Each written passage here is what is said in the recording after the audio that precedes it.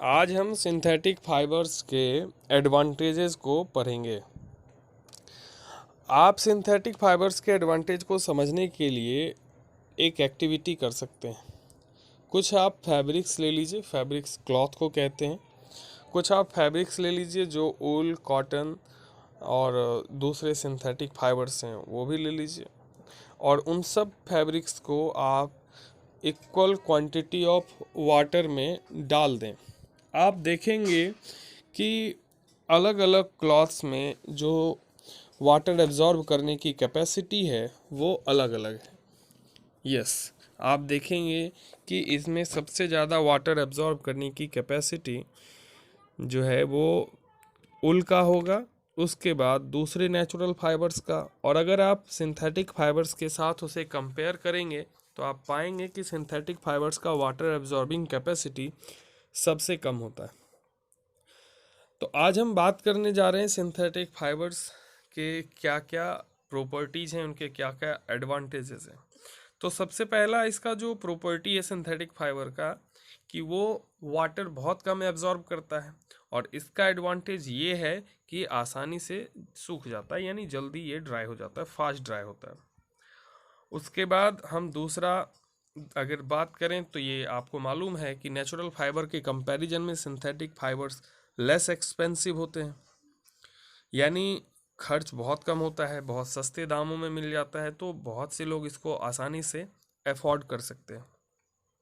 अब हम बात करते हैं इसके केमिकल रेसिस्टेंट नेचर की, यानी चूंकि ये सिंथेटिक फाइबर्स है और इस पे किसी तरह के केमिकल का कोई इफेक्ट नहीं पड़ता है, तो ये अलग अलग एसिड से या केमिकल से ये डैमेज नहीं हो सकते हैं, और इनका उपयोग इन सारे आइटम्स को स्टोर करने के लिए भी किया जा सकता है।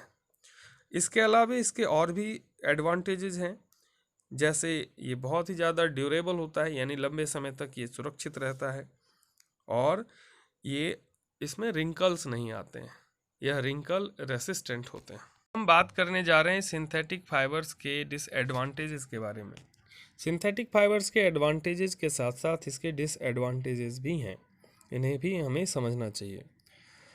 आप इसे समझने के लिए आप एक एक्टिविटी कर सकते हैं।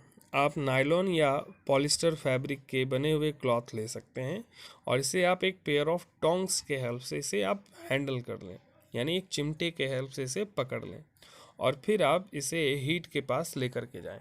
आप देखेंगे जब इसे हीट के पास ले जाया जाता है तो यह हीट होने पर डिकम्पोज होने लगता है, यानी मेल्ट होने लगता है। जबकि दूसरे अगर आप नेचुरल फाइबर्स के साथ सेम एक्टिविटी आप परफॉर्म करेंगे तो देखेंगे कि ऐसा नहीं होता है।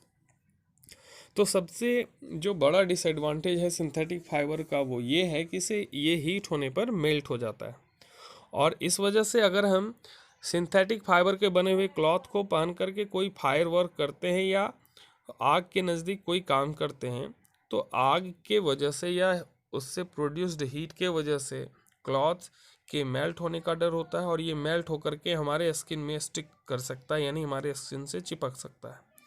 और इसीलिए लोगों को यह सलाह दी जाती है कि वो अगर सिंथेटिक फाइबर के क्लॉथ पहने हुए हैं तो उन्हें आग के नज़दीक या लेबोरेटरी में या किचन में काम नहीं करना चाहिए। इसके अलावा और भी दूसरे डिसएडवांटेजेस हैं।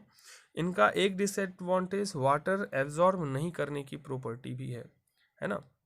इसे वाटर रिपेलिंग प्रॉपर्टी भी कहा जाता है।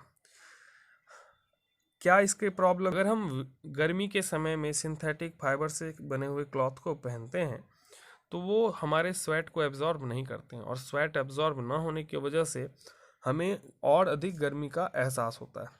उसके अलावा सिंथेटिक क्लॉथ्स जो है वो हमारे स्किन को आसानी से एयर के कांटेक्ट में नहीं आने देते हैं, इसके वजह से और भी दूसरे कॉम्प्लिकेशंस हो सकते हैं।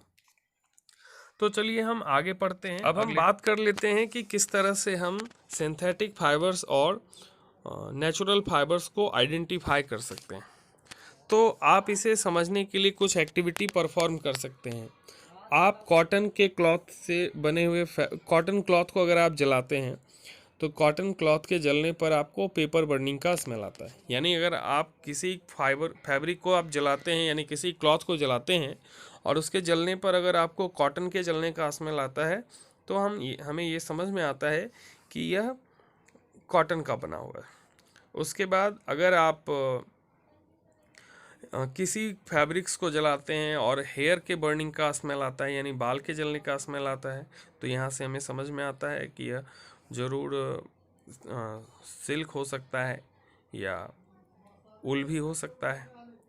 उसके बाद अगर आपको स्मोक और डार्केस्ट फ्लेम दिखे जलने पर, है ना, और उससे आपको पेट्रोलियम के जलने का स्मेल आए, तो यह प्रोबेबली कोई पॉलीकॉट हो सकता है, या कोई प्लास्टिक के बर्निंग का अगर स्मेल आए तो आप समझ सकते हैं कि इसमें ज़रूर सिंथेटिक फाइबर यूज किया गया है। अब हम आगे अगले टॉपिक को स्टडी करते हैं। हमारा अगला टॉपिक है प्लास्टिक्स। प्लास्टिक क्या है? तो प्लास्टिक भी एक तरह का सिंथेटिक पॉलीमर है। यह भी जिस तरह से हमने अभी सिंथेटिक फाइबर के बारे में पढ़ा कि वह एक पॉलीमर है, छोटे छोटे मॉलिक्यूल्स को आपस में कंबाइन करके बनाया जाता है, सिमिलरली प्लास्टिक्स को भी बनाया जाता है, यानी प्लास्टिक भी एक तरह का पॉलीमर है। प्लास्टिक एक ग्रीक वर्ड प्लास्टिकॉस से मिलकर के बना है, जिसका मतलब है जिसका मतलब होता है कैपेबल ऑफ बीइंग शेप्ड और मोल्डेड, यानी ऐसा जिसे हम बार बार उसके शेप में डाल सकें या उसको मोल्ड कर सकें, यानी पिघला सकें। It is one of the most widely used material today. आज के समय में हम सबसे ज़्यादा इसका इस्तेमाल करते हैं। आप अपने आसपास प्लास्टिक के बने हुए ढेरों आइटम्स को आसानी से ऑब्जर्व कर सकते हैं। इनका एवरीडे लाइफ में बहुत सारा यूज है।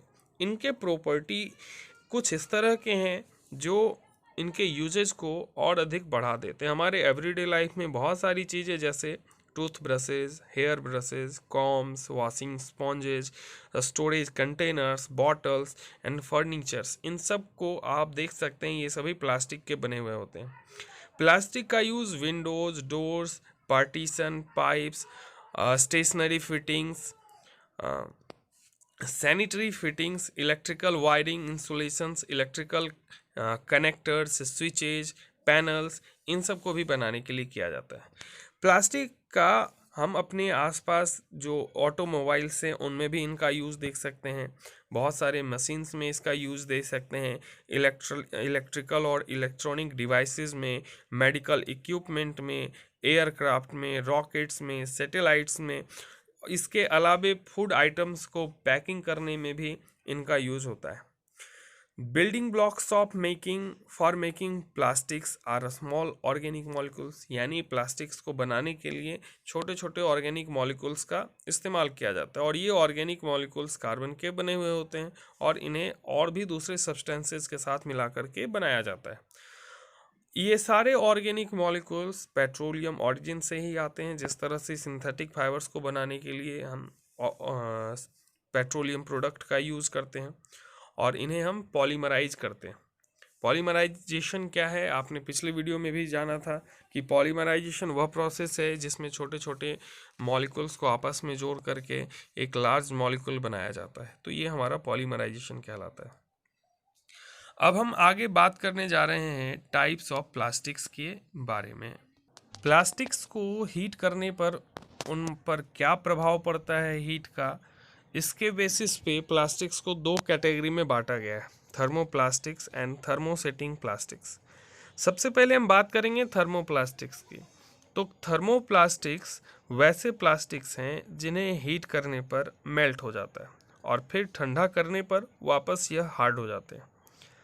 यानी 80% जो प्लास्टिक्स हैं हमारे आसपास, वो आप देखेंगे कि उसे जब हीट किया जाता है तो वह मेल्ट हो जाता है। तो इस तरह का प्लास्टिक्स थर्मोप्लास्टिक कहलाता है।